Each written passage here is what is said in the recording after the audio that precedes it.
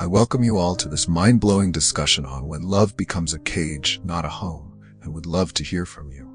Stay informed. Just recently, social media was ablaze with the disturbing video of a man allegedly making the rounds, wielding a tennis bat at his wife, a stark, chilling symbol of marital terror. While the exact details of that particular incident might be murky in the digital ether, the raw, visceral fear it evoked is undeniably real for countless individuals trapped in the silent, suffocating grip of domestic violence.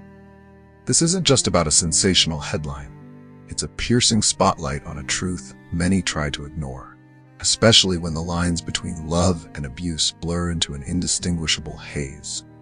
As a keen observer of stories with immense life lessons to learn from, this isn't another love fairy tale, but a stark reality of what goes on behind the scene of some relationships.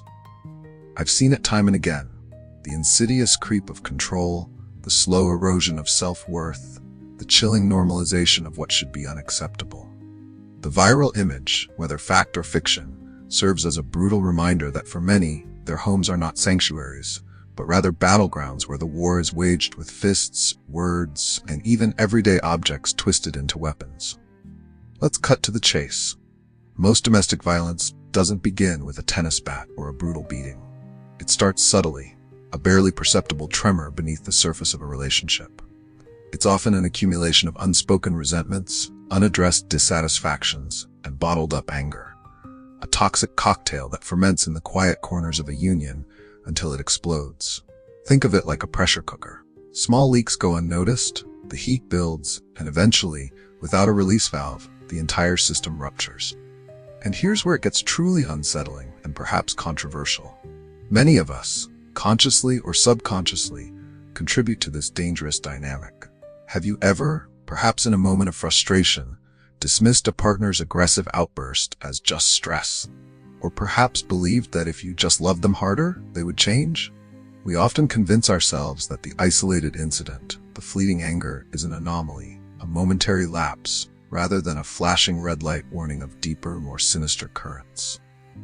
Consider the notion that what we tolerate in courtship often becomes the norm in marriage. This isn't a cynical view, it's a stark reality. If a man lays a hand on you during courtship, even a seemingly minor slap, it's not an isolated incident of temper, it's an early warning system.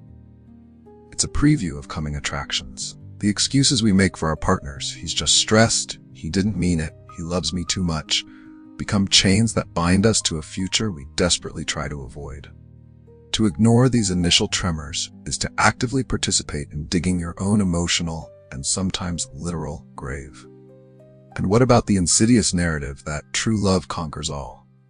While love is powerful, it cannot magically erase abusive tendencies. Love, when genuine, doesn't humiliate, it doesn't terrify, and it certainly doesn't make you cry tears of pain. Your tears in a healthy relationship should be tears of joy, of connection, of shared happiness, never tears born of fear and sorrow. To stay in a relationship where pain is the dominant emotion is to deceive yourself into believing that self-sacrifice is a virtue, when in reality, it's a slow, agonizing surrender of your soul. Now, for a truly provocative thought, is there a societal complicity in this silence? Why do we, as a collective, often whisper about domestic violence in hushed tones rather than screaming from the rooftops? Is it the fear of shame? The perceived sanctity of marriage at all costs? Or perhaps the uncomfortable truth that admitting to abuse within our own circles challenges our idealized notions of love and partnership? We celebrate love stories that overcome minor hurdles, but often recoil from the ones that involve genuine danger. Let's challenge the romanticized notion that a good marriage is about weathering any storm, no matter how violent. This narrative often leaves victims feeling isolated, ashamed, and responsible for their own suffering. When a partner prepares a beautiful breakfast filled with flowers and tender words after a period of emotional distance, it's a beautiful moment of reconnection. But it doesn't, and shouldn't, erase the foundation of a troubled relationship or the pattern of unspoken issues. A sudden surge of affection, while welcome, doesn't negate the need for addressing deeper, unresolved conflicts. It's a moment of respite, not a cure. This isn't about blaming the victim, it's about empowering them. It's about recognizing that love should enhance your life, not diminish it. It should make you feel secure, valued, and free, not trapped, fearful, and diminished. Marriage, or any committed relationship, is not an emergency, nor is it a do-or-die affair. It's a choice, a partnership built on mutual respect, open communication, and an unwavering commitment to each other's well-being. So here's a question for you, and I genuinely want to hear your thoughts. In a society that often prioritizes the sanctity of marriage above all else, at what point does the perceived union become a prison? And what, as individuals and as a community, are we truly prepared to do to dismantle the walls of that prison? Share your perspectives below. Your voice matters, and your experience could be the lifeline someone else desperately needs.